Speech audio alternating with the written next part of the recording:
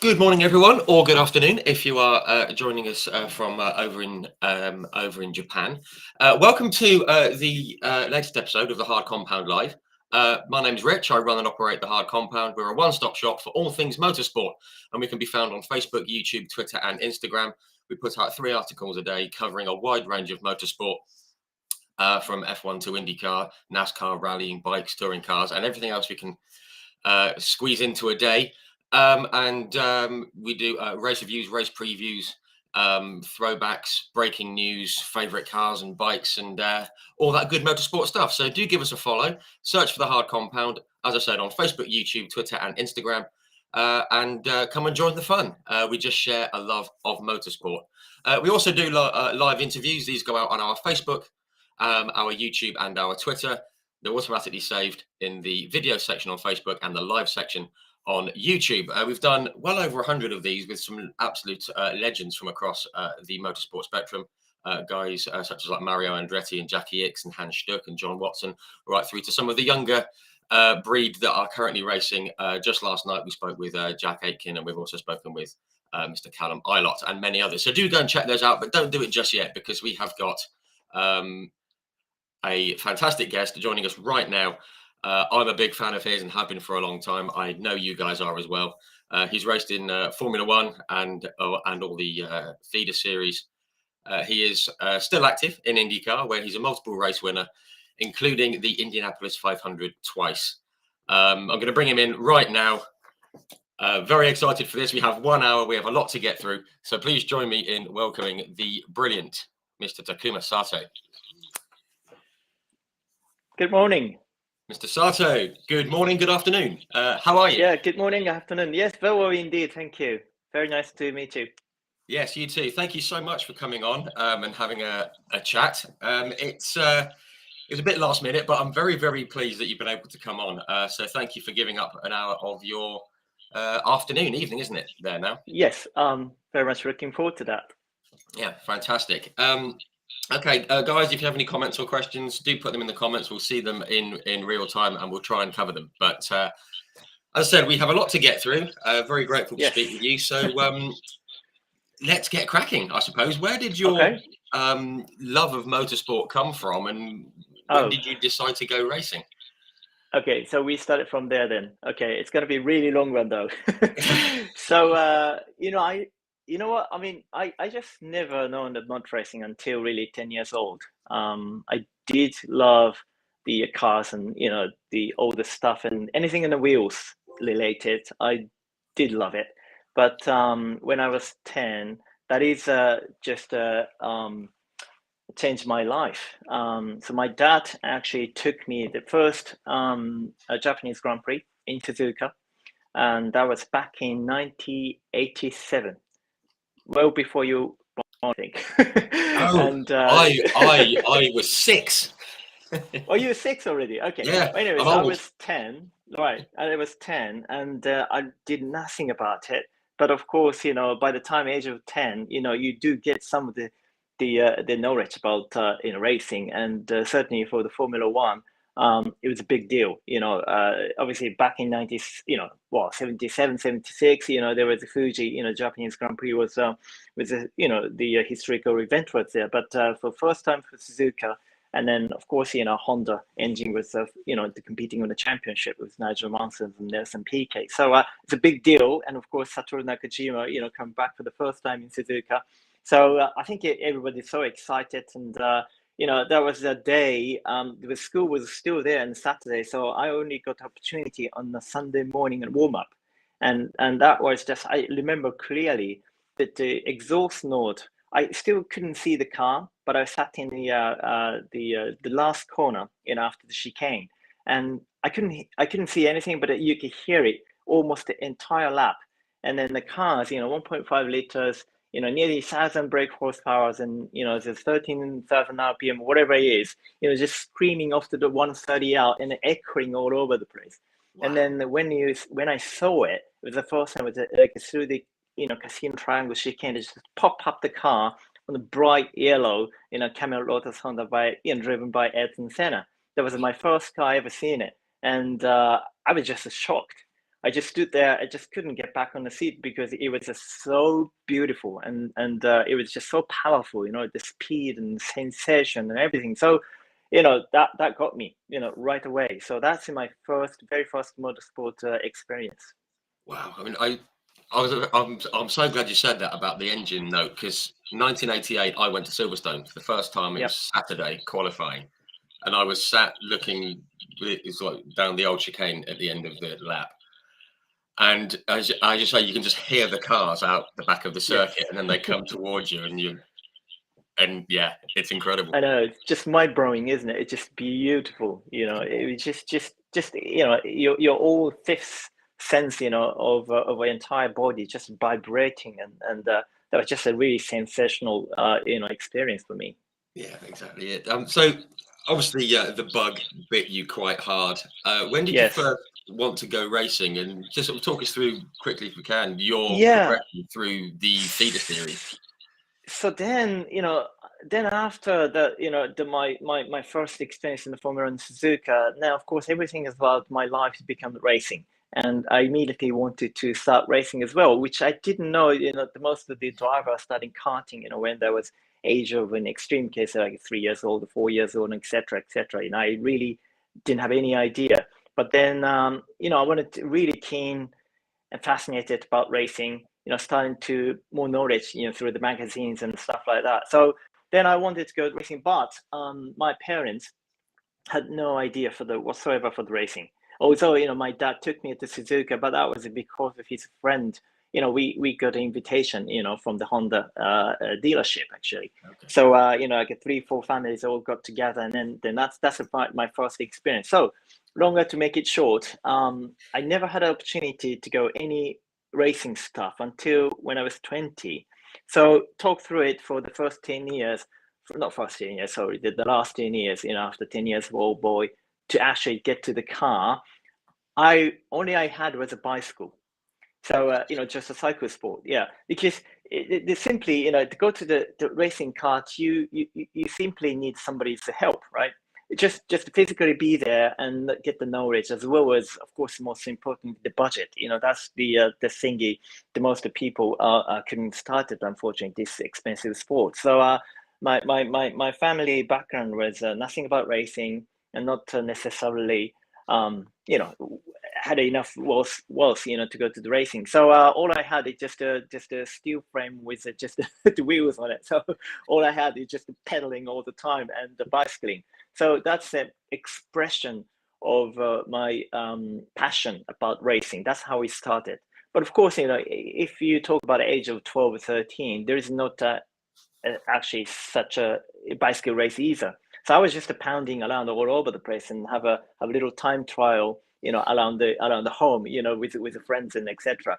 But then I was actually competing on a bicycle race quite seriously. So for end of the high school days, till really for the first and second university year, I was competing quite seriously and competitively, and won all Japan championship and the stuff like that. But my dream was always about motor racing. So when I was sat in a class in a carriage, and I was looking for some of the old sport magazine, for example, and then one of the page was focusing about Suzuka Racing School, and that was funded by Honda.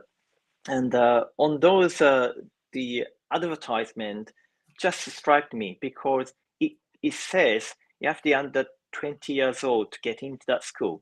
And also, when you get to the school and did well, let's say the 10 months of the training, and if you're good enough, then you get the scholarship to to to, to move up. So that sort of things is exactly I was looking for. So I was getting a little nervous when you get to 19 years old and you still haven't got any racing experience, yet you're doing bicycle racing quite seriously. So I was aiming for the like Tour de France, World Championship and Olympic Games and all stuff like that. But then all I wanted was just to go to the flat out and pedal to the gas. Yeah. So when I saw it, this is opportunity. That's how I get to. So then I called my parents. Just give me one chance. I will never ask you if I fail to this school. So just give me a chance. That's how I started. So I had because I was 19 already, so you have to wait until next season, which is I become 20 years old, which is the absolutely last chance to get into the school. So that's my first and the last opportunity. That's why I begged my parents, said, let me do it. Wow, just that kind of one shot to do it, and obviously it must have gone quite well because here we are. Yes. But No, I was very fortunate because the school was actually it's only done a second year, so it wasn't well known. The back in time, which was nearly 20 or which I was here 27, 28 years ago. So basically, not many people spending that kind of the budget for the school. If you have a funded, you go to the racing. That's the people's mentality. But so therefore, there's not many student was there. But because of the first year, after the first year, the driver who got the scholarship went to the sensational debut in the Japanese Formula 3 and did really well. So therefore, there was a focus on that school. Where that come from. So that's why all the people's attention was coming into the squeezing into the one shot, which I tell you because it was only 7 seats was available and then over 70 people wanted to do it. But back then there was no auditions. So once I had the opportunity just to go to see how's the school going on all the kind of lecture, there is still unknown how they choose the driver. When you look at the land, there is the current the highest karting categories and champion was there. There was a guy who doing a European Championship. The guy was doing a World Championship. So just you name it. Everybody is like 16, 17 years old, right? And then they have already over 10 years of experience. And I know that guy. I know that guy. So 70 people was gathering all together, but waiting how we going to choose.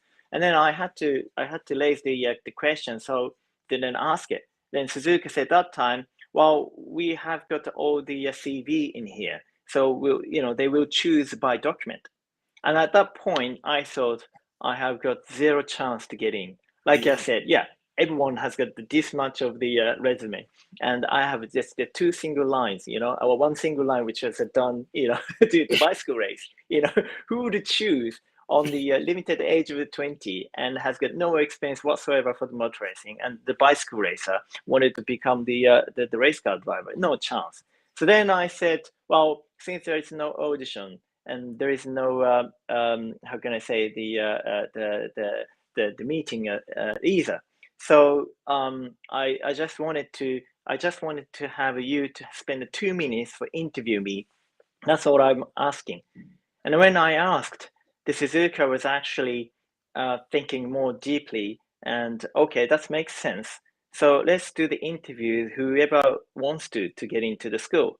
But of course, everyone wants to get into the school. So people who already have a high profile thought after this meeting they can bug off to the home. But then suddenly, Suzuka, now we have to go to the interviews. Now it's 70 people doing interview. If you talk about 2 or 3 minutes interview, it's going to be like several hours.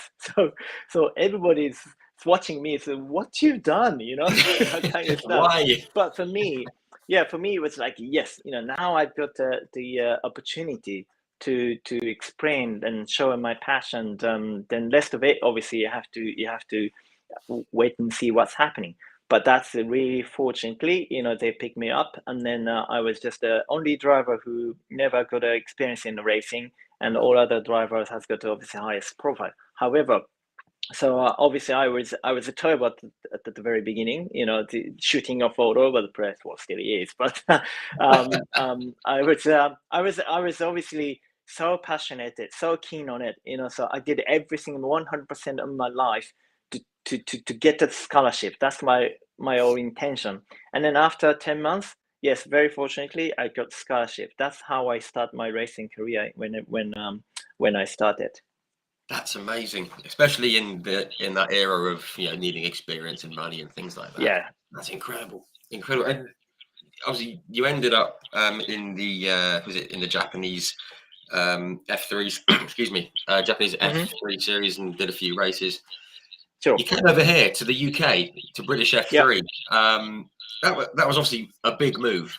It was it was At it the was a big time. move, but it was kind of my dream too. That of course, the Japanese motor racing industry is such a high level. Now you talk about Super Formula. So many drivers come from F2s, and now suddenly it's whole attention to the Super Formula, isn't it? But back in then, I think the Far East in Japan, it's just nobody knows and nobody really care. Of course, Japanese 3000 day and Formula Nippon, there's still, there's great drivers go through the experience and go to the Formula One. But still, if you domestically moving up from Japan, it is very, very little chance, to go overseas. And then, of course, as I said at the very beginning, when I saw my first experience in Suzuka with Ayrton Senna was driving, that day, that moment, he become my hero. So then when you look at Ayrton's entire footstep, he basically flew to the UK, just one suitcase, and from Brazil, and then Formula 4 to the British Formula 3 champion to the Formula 1, and to get to the Macau win too. So Yeah. that's like my role model. That's the one I really need to. And particularly, I had zero English back then, so to become the professional race car driver internationally, I go to the Formula One, you have to have it English. So, I all my dream was I just wanted to go to UK as soon as possible. So really, fortunately, luckily, I had opportunity to come to the UK. That was middle of the season, but then I still carry on to my scholarship.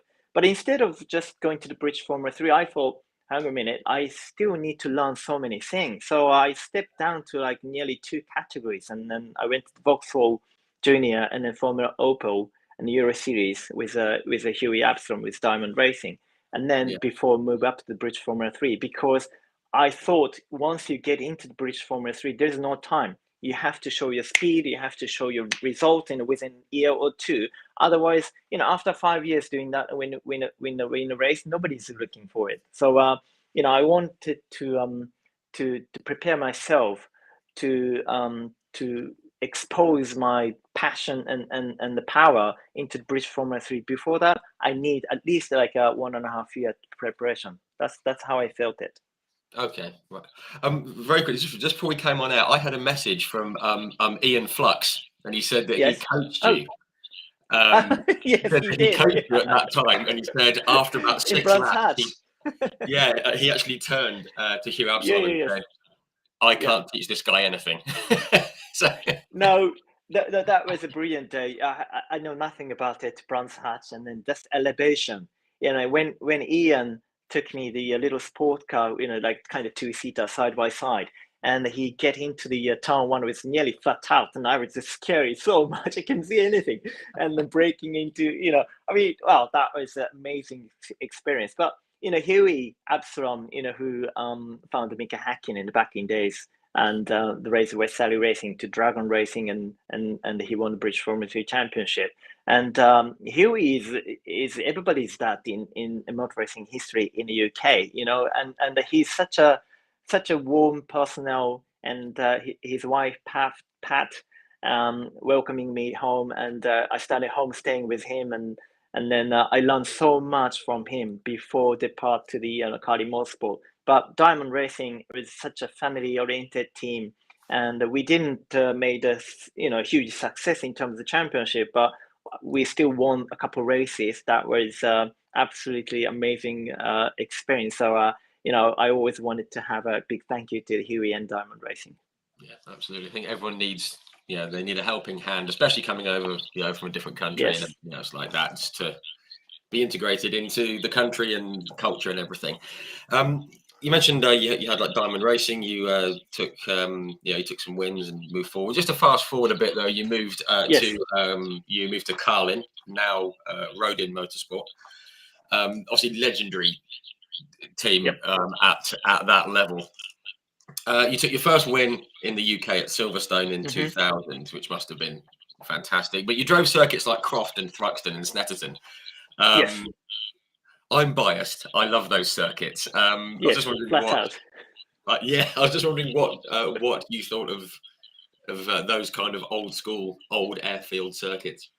Oh, I love it. I love it. Well, I love it. All the British, the national track, and the Alton Park is the one spectacular track, and then Thruxton, and all of these things. I remember still, talking with Anthony Davidson, that we did both did a Formula One test, and he arrived back to the Pembrey, in Pembroke in in Wales, and did a couple of training, and then dashing off to the Thruxton. Now, when you went to the Stratton, after the Formula One testing, you feel obviously slow, but the all the cars, the vibration, talking through the three pedals with the H pattern, the gearbox and non-power assisted the wheels. Actually, wheels is a lot heavier than Formula One. We were amazed by the prediction, and the cars were just so light, but flying in church in a high speed and flat out in Thruxton. That was just an awesome experience. So we both, Anthony and I was talking about, yeah, Formula One feels good, but then this Thruxton going flat out in Formula 3 is probably our favorite thing. So yeah, I do love flying the small car and going to the some of the British track. So that's awesome. Yeah, great. So my closest one is actually Thruxton, so I love it. Right. It's a Yeah. great circuit. Got Dan Mayhew has said that he's a bit more local to Snetterton, which is Yes. another good circuit. Oh, I have so many great experiences in Yeah, Snetterton got some too. great So, ones. but the Carling Motorsports, I must have one of the luckiest guy to be in the right team at the right timing.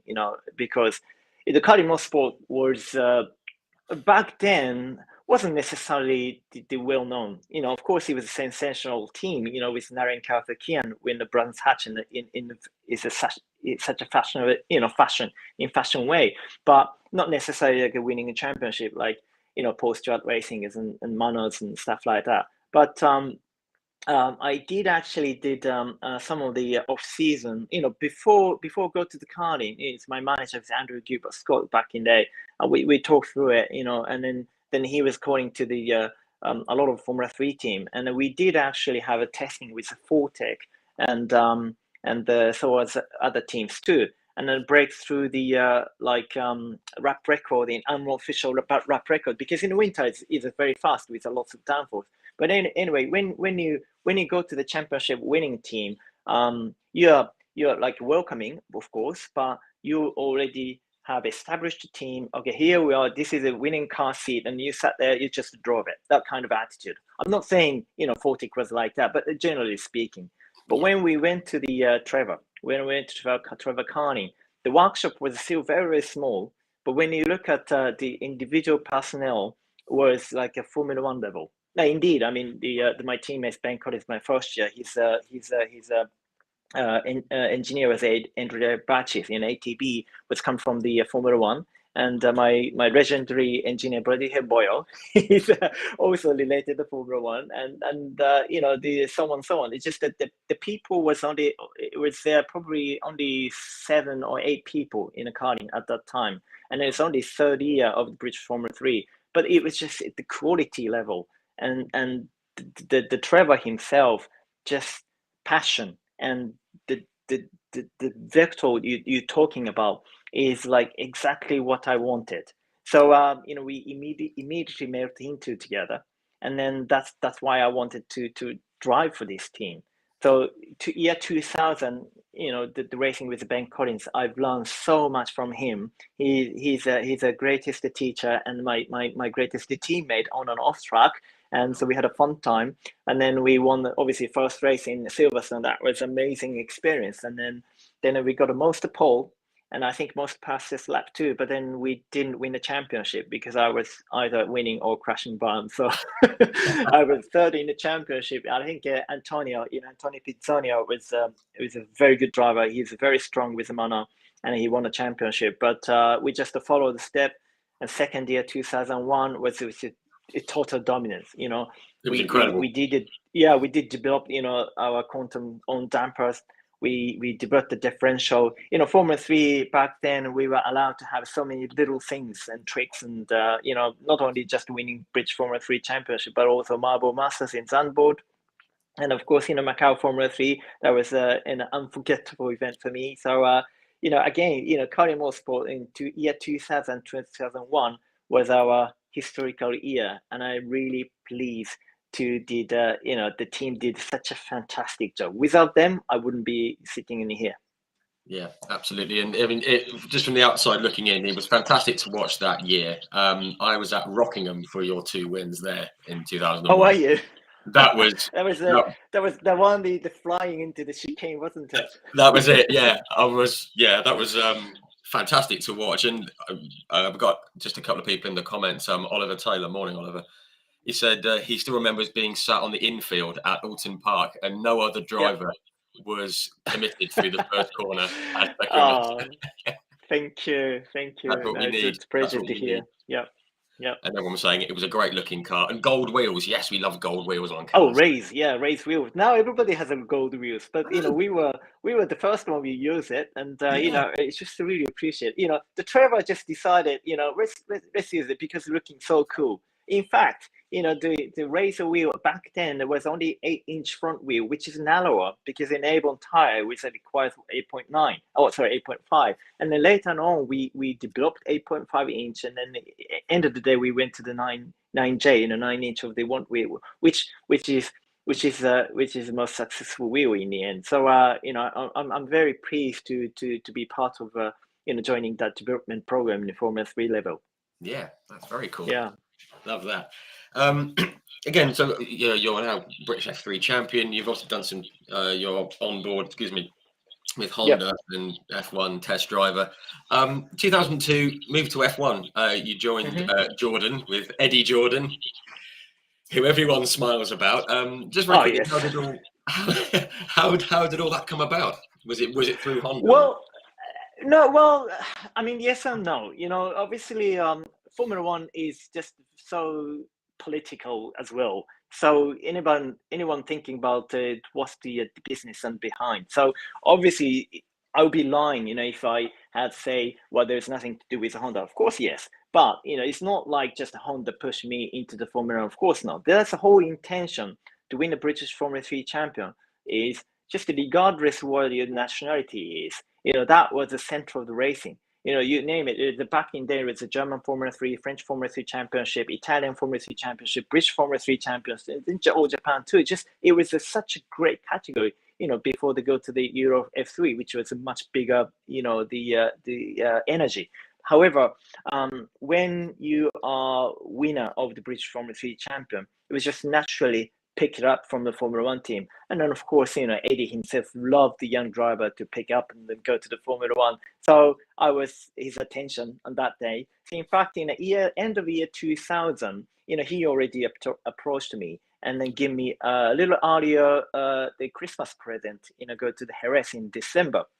So that day, really nobody knows. And I think Ian Phillips and of course the Eddie himself and a couple of engineers and knew about it. And only 3 days ago, and I think Ricardo Zonta was standby or ready to. He was going to testing on that day, but we made a temporary seat and bring it over to the Jerez just before they test. And I suited up zipped up with the Yana Truzzi suits, and then the first time, to got into the Formula One car. That was Eddie Jordan gave me a chance. So that was amazing present. So then a week later or 10 days later, there was the British American Racing would start the driver development program. So I have to compete with the previous year's British Formula 3 champion, Mark Hines, who was a 99 champion. And I had to go to the kind of like elimination, the testing approach. And then fortunately, I was selected because I won that kind of against scholarship and then become test driver in 2001 in the British American Racing Honda. So then the AD was carefully looking into all my progress. And then, of course, won the British Formula 3 Championship as well as I did some of the good crocs timing in the F1 testing. AD sort of saying, well, let's get shit together and let's do the signing stuff and etc.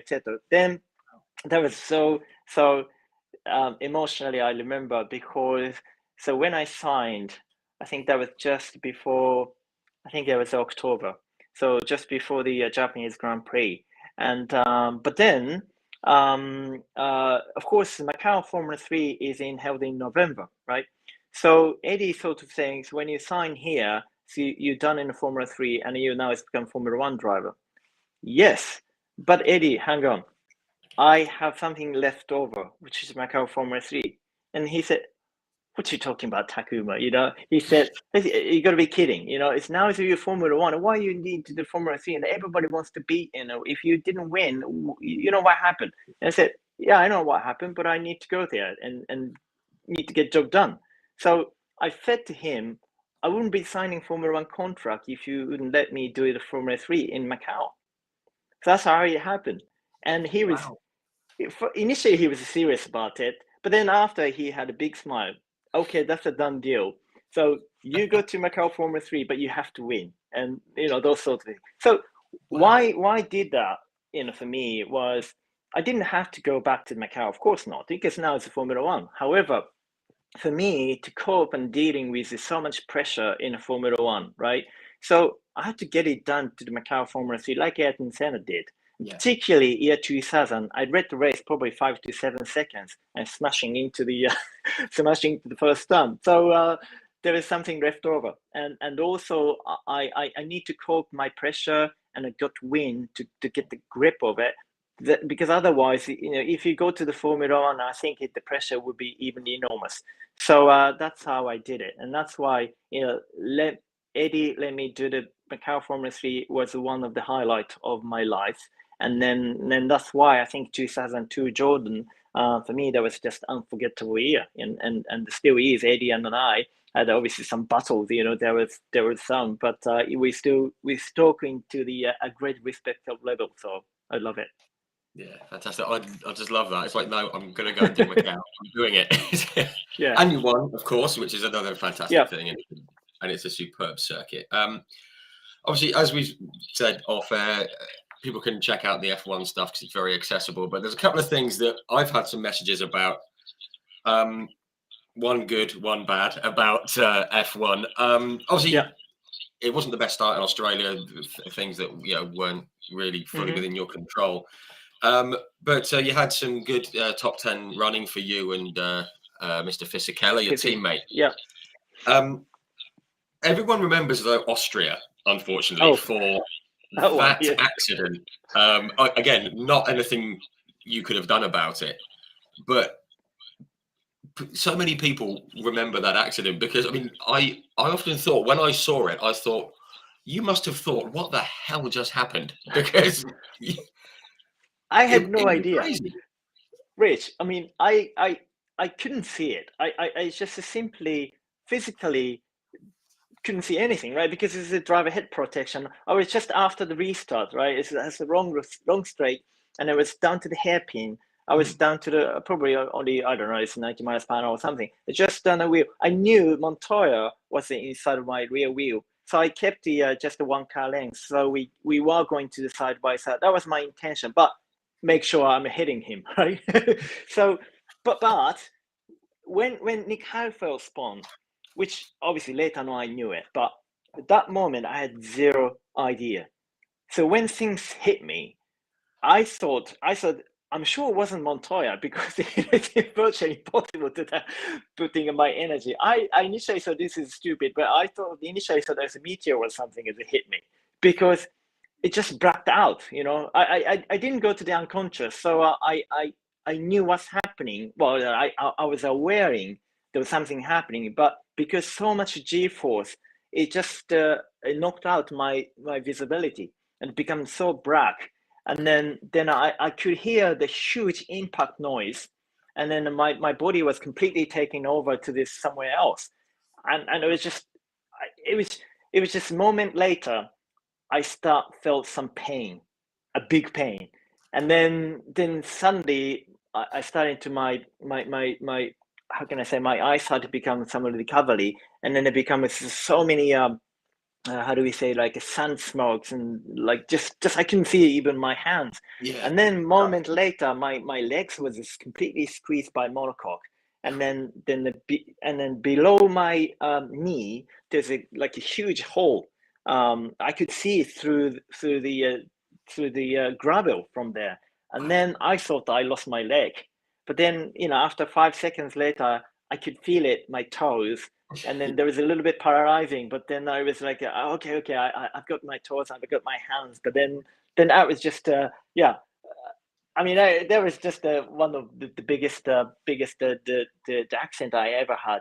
However, the safety crews and immediately arrived, and I was rescued by them. And also a big thank you to the EJ12, the Jordan Grand Prix, because that car, originally designed by the Egbal Hamidi, who are very known about the good for the straight line speed with alloys, right?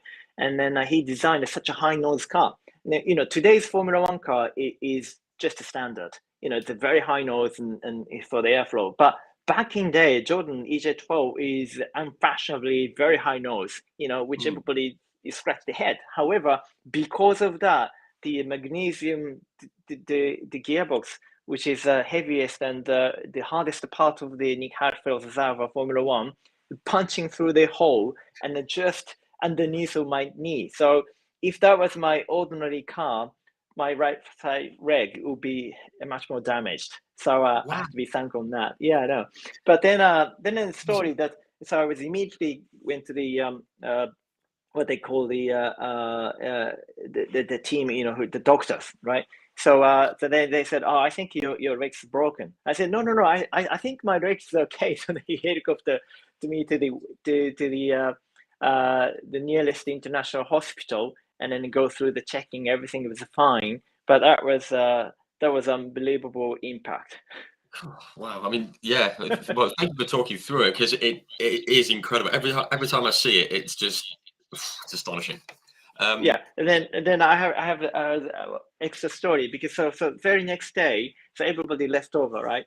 So then Andrew called me.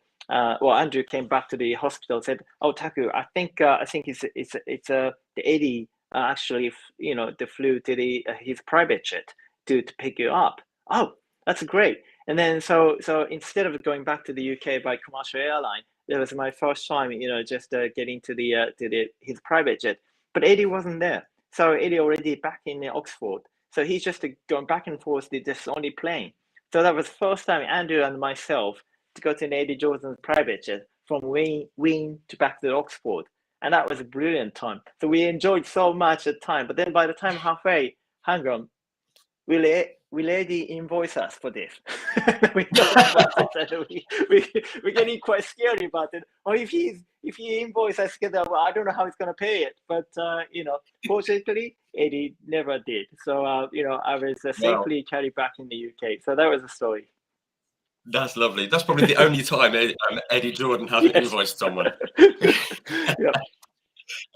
Very quickly, I mean, later on that year, you had your first points in F1 at Suzuka. Perfect.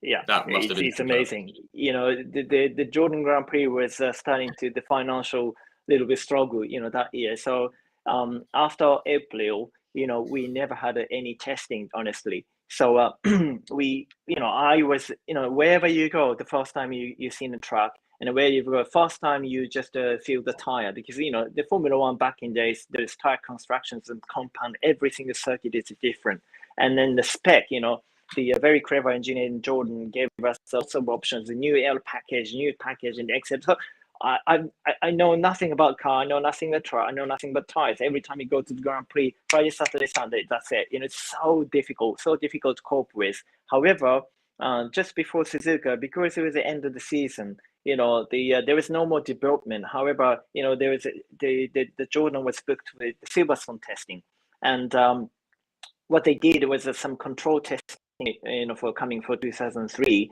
So therefore, I was allowed to do anything on track setting, which normally you don't get it.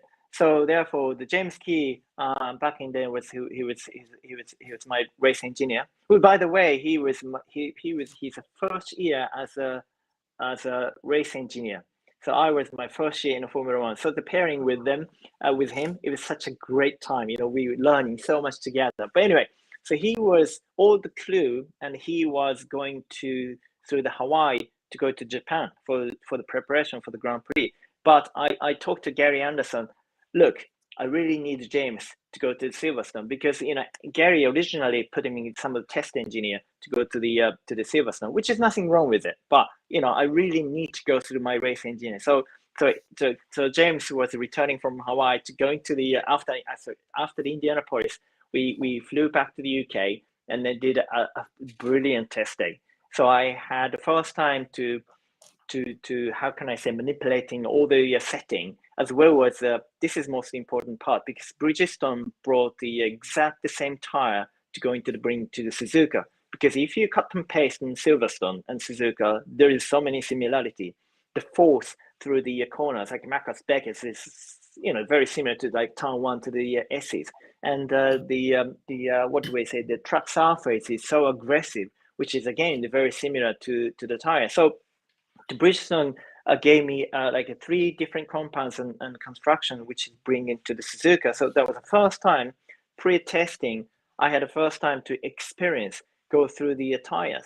So therefore, when I go to the Suzuka, I know exactly this is the tire I've run it in Silverstone, and I know exactly the package that he brought to the team brought to Suzuka is exactly I felt it. So that's why the preparation is so important. I knew it, but I learned it again, and then that's why I think Suzuka was such a successful, the weekend for me and the team. Yeah, and that's fantastic. I love the comparison between Suzuka and Silverstone. It's things like that us fans don't think about, Yeah. But yeah, those first points on home, on your home circuit, it's a great way to get it. Oh, that was just to amazing. Over 160,000 people was passing every single corner. I clearly remember entire 52 laps, every single corner. The fans are waving at flags and flashing at the cameras and just enormous energy. And I going never crazy. felt it. Oh yes, I mean it's amazing. I just never forget. So 2002 Suzuka is one of my favorite time. Even though after 2004 I've got on podium in Indianapolis in the Formula One too, but still clearly remember 2002 Suzuka is a very, very special day for us. That's lovely. That's lovely. Just to fast forward, you mentioned your podium at Indianapolis. You quite like Indianapolis. We'll come to that very, very quickly later. That was it 2004 with BAR 006. Dan Mayhew in the comments, he said it'll always be one of his favourite cars, and it was your most successful F1 season. Just quickly, firstly, what was the car like to drive, and how did it feel getting on that first podium? Well, that was it's amazingly just the group of engineering in the BAR back in then. Jeffrey Wills, leading on the engineering side, and that is amazing car. And we had to switch the tire manufacturer back then. But then there was so many advanced technologies, the race after race.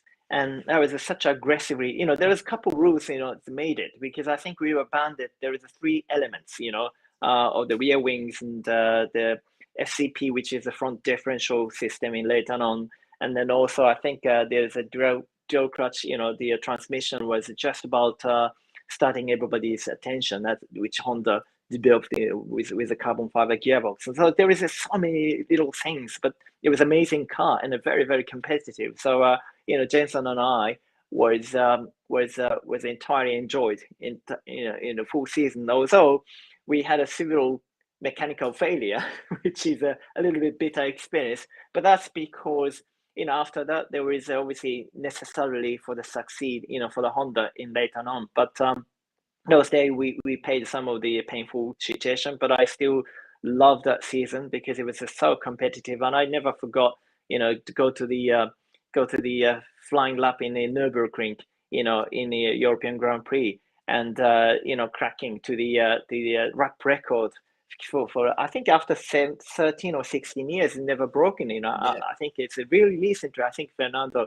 broke it. But anyway, so that time I remember all the little things like a front right height we control by Packer, but it's a quarter of a millimeter, stuff like that. It's just I really enjoyed the working with the team, job career with my engineer at that time, and then sharing with the front row with Michael Schumacher.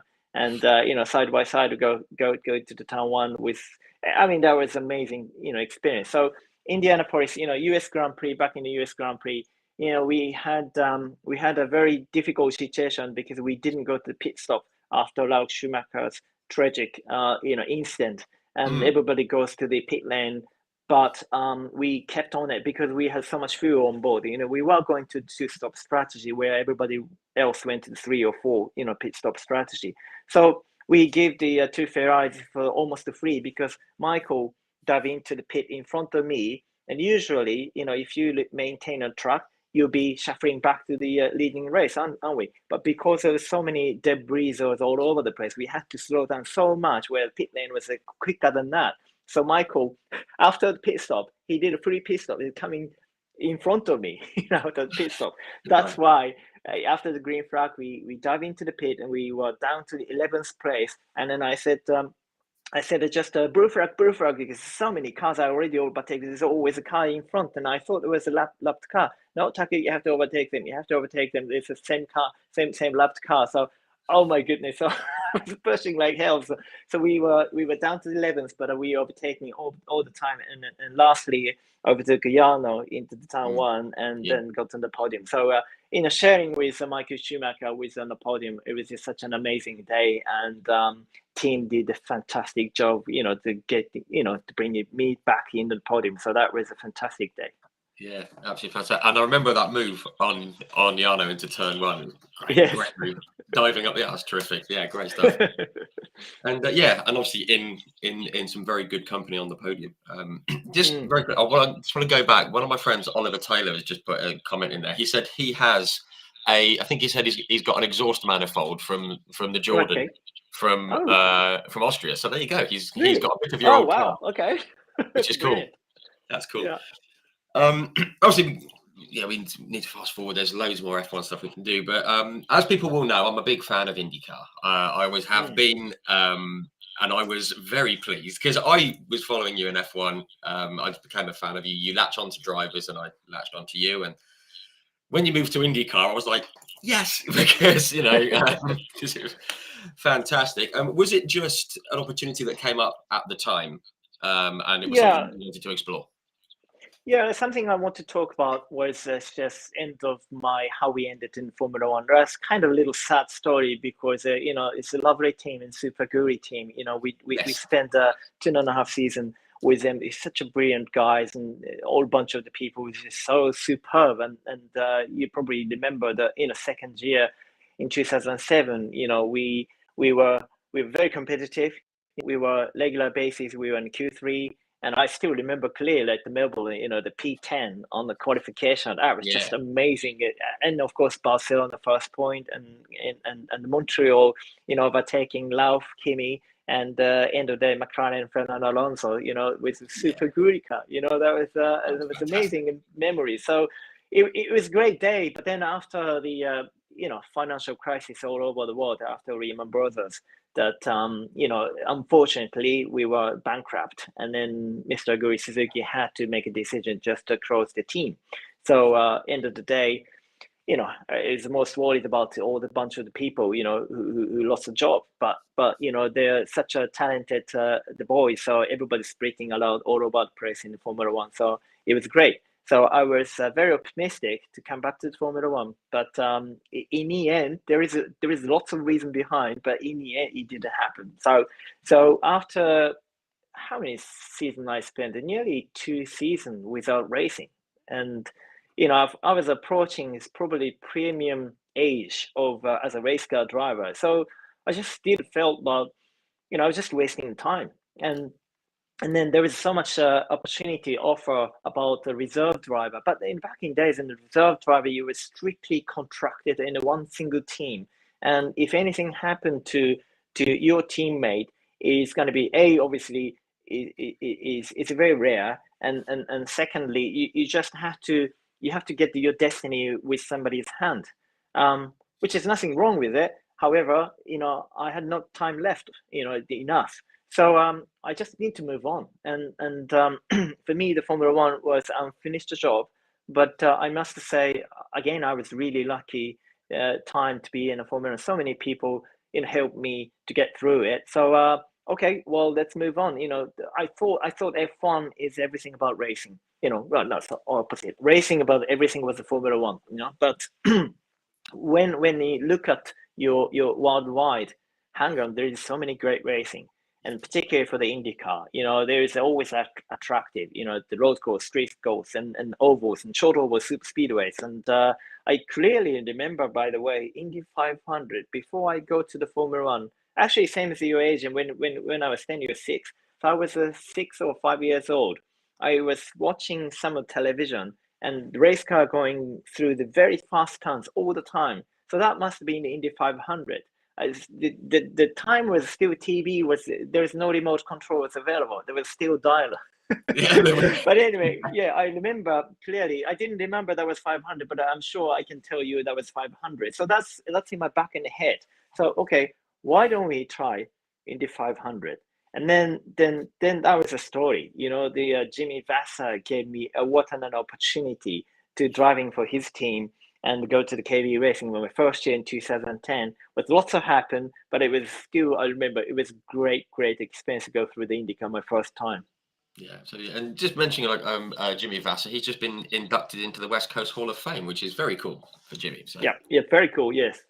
Very good and very well deserved. A few minutes to go, and obviously in IndyCar, again, there's loads we could talk about, but I guess it's natural that we focus on the Indy 500. And there's 3 that involve you. We're going to start with the painful one first, I'm afraid. The one with Dario in 2012. Yes. It was last lap, you and Dario into turn 1. Obviously, you're known for your no attack, no chance. Was it a case of, I've got to have a go at him here?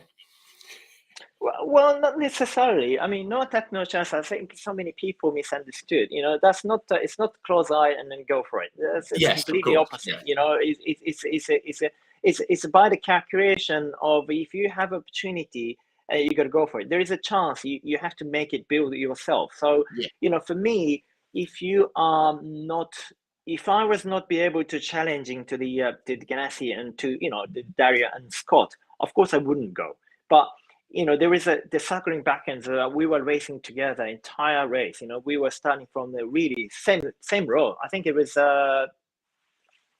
11 slow, something like that. Maybe, yeah. The Dario and I started together. So we all together, moving up and goes back and forth. However, I couldn't overtake Ganassi car into turn 3, which is people's favorite, because it was something related with the wind direction. So always I overtook to the car into the turn 1, because it's from turn 4 to turn 1 it's become headwind. So naturally the car in front, the leading car has got so much drag on it, and you can actually have gained the downforce when you go to turn 4, so you can get closer. Where the turn 2 has got so much washout, and then backward straight essentially effectively is shorten the time from the straight speed. So that's why you can't get it. But anyway, so Ganassi car was a very fast. Obviously, it's a stupid question, but at the same time, the Rahal car was knife edge, but has got so much opportunity. And when I was go lap 199, no, sorry, we had to start from lap 198 when I dive into the Scott and get it to the behind Dario. That is the time I thought, okay, if I can catch him up at 1 lap, there is opportunity. There was only opportunity going to turn 1. So in the back straight, from turn 4 with nearly 30 laps old tire, which is just drifting all over the place, it's very difficult to go on flat, even by yourself, But I was just, cranking into the rear bars and just managed to going flat. So my closing speed to Dario on the back, the main straight was so great.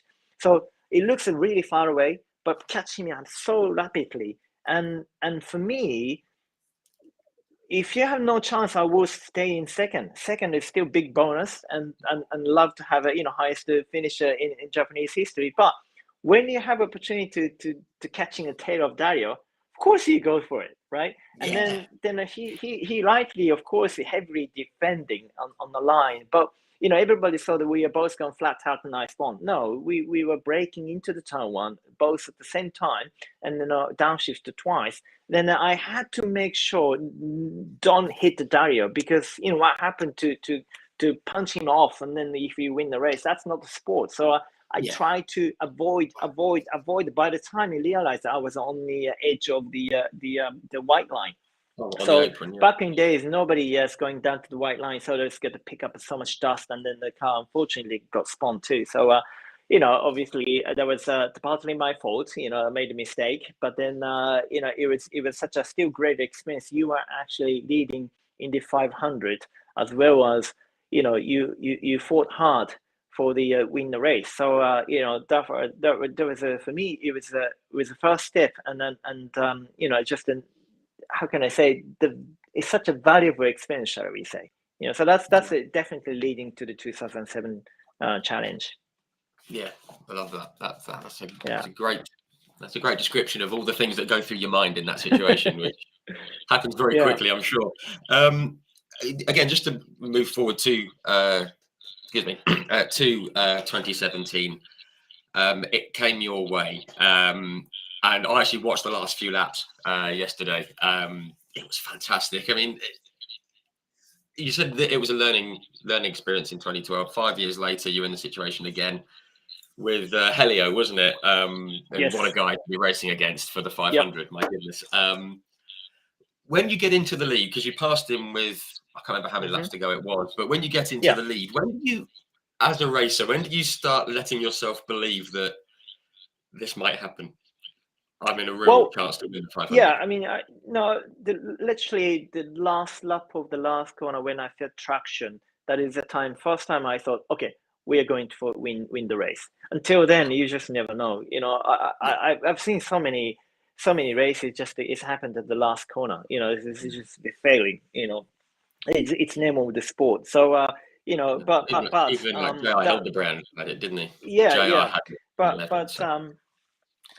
that time, when I first tried to attempt to the Helio, people thought it was a little bit too early, to make an attempt. But I just wanted to try it because before that, I think how can I say, let's put it this way. So when I took a lead from Helio, I just wanted to see how long will he take to come back to make an attempt. If it's one lap and you just calculate back and forth, and you just try to make sure you'll be leading on the very last lap, right? Yeah. And if you take 2 laps, again, you can calculate it. And if you take 3 laps, once you held it, and he's never gonna be able to have opportunity to pass me again. So everything is a calculation. So I was watching. The only thing I didn't know was whether he couldn't or he didn't come, right? So that's the huge difference. But I realized so after there was 5 laps to go, I read the race, and he took 2.5 laps to get me in my gearbox. And once he come to get the toe, he go to the side by side into the turn one, but he couldn't pull me over. So that point, I knew he couldn't. So therefore, I just make sure, just head down, do the job, make 0 mistake, and then just go for it. So that's how I won that time. But obviously the pressure was on, and Helio was one of the greatest driver, and he's a living legend. He's a Mr. 500 too. So it was an amazing day. But I must tell Michael Andretti and Andretti Allsport did amazing job to let us go for that hard racing, and it was great teammates too. So it was just never forgot that sensation of when I check out flag. I was shouting and screaming through the radio, which I wasn't really realize it was switched on, but my thumb was flipped on, and I was like screaming like a newborn baby. But I realized there was usually you're thanking to the team, but neither of the English or Japanese came out. All I had was it's just screaming, because just explosion of your feeling. But when I come back to the pit, it's all the AJ Foyt members was jumping over the pit wall, and my team, all my boys with just a high touching from AJ Foyt. That's just, because AJ is just, he's an amazing guy too. So, let me go through to the Andretti cars, and that was just an amazing experience. So I had so many experience, so many people helped me out, and I was just the luckiest man on the earth on that day, of course. Yeah. Oh, fantastic. Yeah. And I do love the radio, I must admit. It was fantastic. It's just a real human thing. It's just, you've done it. Yeah. And the milk and over the head and all, it was, yeah, absolutely superb. We've just run over by a couple of minutes. If you don't mind, we have two more minutes. I just want to talk very quickly about 2020. You won it again. Very different circumstances. COVID, no fans, very odd. And to win it under yellow. One thing I've wondered is, even under yellow, everyone thinks, oh, well, that's it, it's done. The car still has to finish, doesn't it? Did you have in the back of your mind, were you ever thinking, don't break down, don't, please don't? Well, yes, that's it. Usually, that's what we're thinking, and it's just funny enough just to make sure, because racing cars meant to be go flat out all the time. So when you're cooling down, actually there is a very unexpected problems occur. So I was make sure doing the right things and keeping the rev high, because otherwise, sometimes there's some the fail-safe systems kicking in too. So just make sure I don't touch any odd buttons, but just to make sure the leveling high, and off we go. We were just playing, but everybody wanted to go to the checkout under the green. So do I. So the team fans too. But obviously safety is the first, and we were concerned about the Picot at that time. So and then teammate too. So we were really concerned. But fortunately he was uninjured. And not seriously. And then we were checkered flag and beating Scott Dixon on the best day of the Chip Ganassi Racing. And so that was Team Rahal did a hell of a job. And no, that was an amazing day. And we were proud to be as an IndyCar driver, because there was the first August 500 in the history because of the COVID, and in worldwide. There's so many difficult circumstances, and there is so many people suffering, and whether there was a big question about whether we doing sport is a good thing or not, right? Yeah. But I think that people need to see it in energy and cheerful, and you need to get back onto some of the passion. And we were proud to internationally. I think IndyCar was one of the first sport events to be held. Of course, it was no spectator, but the huge respect to the IMS, Indianapolis Motor Speedway, as well as the IndyCar Series, to make that commitment, and all the sponsors, and zero income for the Speedway because no ticket, right? But I think they did it, and it was a huge hat off, and we were really proud to be produced on such an amazing event. And then again, I was lucky; I was being chosen by winner. So you can't make that story. When you talk about, back in 1987 Suzuka, I was watching first time in Formula One, and 30 years later, you were actually winning, for the 500. So I'm really been very, very fortunate. So thank you very much for everyone who supported me. No, that's fantastic. That's lovely. And obviously that one was so unique, 2021, the 2020 for obvious reasons. It's brilliant. Right, we've run over by 2 or 3 minutes. I thank you everyone for the comments and the questions. I have seen them. Sorry, we haven't been able to work them in. I hope we've covered everything. Just very quickly, 3 questions. What is your favorite circuit you've ever driven on? Do you have one? Oh, okay. Well, I have to choose Suzuka. It's so special, It could be boring answer, Spa-Francorchamps and Monte Carlo. It's all good, it's all fantastic. But for me, Suzuka is one of the favorite track all the time. Superb. Yes, brilliant. Love it. Very quickly, have you got a favorite car you've ever driven? A favorite racing car? Well, there's a couple. So 2008, actually, I was testing for the Toro Rosso. So was it the STR3, I believe? But anyway, excuse me if I was wrong. But the STR3 with the Ferrari engine with Adrian Newey's car, the first time I jumped on. Now, of course, I was driving the Super Guri car by that time. So when I went to the Barcelona testing, in fact, I was quickest in the morning, quicker than Vettel in Red Bull. So yeah, we had such a fantastic time anyway with Toro Rosso. But so in the last corner, I was accelerating in the fifth, sixth, seventh gear, and I was keep accelerating. And I thought maybe the wing was failing because this is no way you can get to that kind of living to going to the end of the straight. But that car was just no drag. Yet when you get into the corner, the COP of the downforce and the COP was just so stable.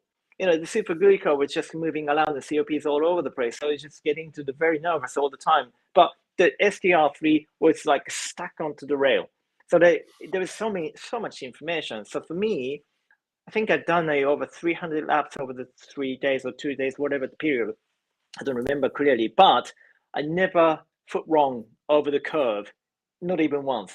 And that was an amazing experience because the car's telling so much information. I was able to commit so hard, probably hardest ever. And then the pulling on the lap time after lap by after, that was amazing experience.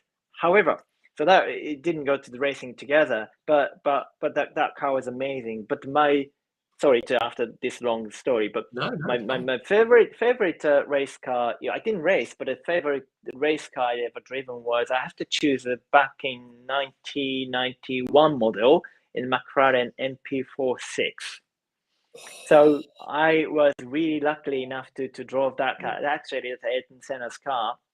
Wow. No, sorry, that was a Gerhard Berger's car, but the Ayrton Senna's configuration, shall we say, because the engineer rebuilt all the V12 trumpet with Ayrton using a very different the return spring, so very soft. So I thought initially, again, I thought it was a broken because it's so frappy, so smooth, and but so how can it's no resistance? There's no returning spring. But the engineer said, well, Ayrton was really preferred that way, so therefore there's a famous center foot, is doing that amazing control was because of that return spring, the stiffness. So okay, well that's very interesting. And then I drove it, was just beautiful. Again, this manual gear shift, H pattern, and screaming on the V12 of Honda Music with MP46. That was one of my favorite too. That was just amazing time. So I had to choose. That is probably my best driven car in any race car history. That's brilliant. And you can see even now how much you love it. Yes. Okay, final question. Always a tough one. You've driven against and with some amazing drivers from the last few years. I mean, guys like Schumacher and Vettel and Dixon, Hamilton, Alonso, and Kimi and Dario and Jacques Villeneuve, Mike Conway and Scott McLaughlin, Jimmy Johnson, all these, so many amazing guys. Tony Kanaan. Are there any that stick out in your mind as being special for any reason? I mean, obviously Schumacher's got to be. Yeah. Well, yes, Michael. It has to be Michael. The Schumacher. That's everybody's heroes. On the same generation of we living at the same time, and I wish that he'll be back to the health. Sure. Everybody hoping, and but sharing the time with Michael Schumacher was something very very special. Although we didn't have much of the actual wheel to wheel battle together, often, but it was still amazing time to sharing the track with him. And for the IndyCar, there is so many respect to all the driver, but Willie P, Will Power, is one of my favorite driver too. He's so funny. He's so funny off the track, but on track, wow, unbeatable. His speed, just amazing. If you look at the Will Power on live, on the heavy IndyCar, what they do is just so impressive. So I love the wheel. And we go to the wheel to wheel so many times, so with not even single problem we ever had. So I hugely respect the Willie P as a rivals and contender. But my hero, after Ayrton Senna all the time, but Michael Schumacher at the living on the same track, that he's the one. He's the one that's just an unforgettable driver. Wonderful. Will Power and Michael Schumacher. Don't think anyone's going to disagree with that.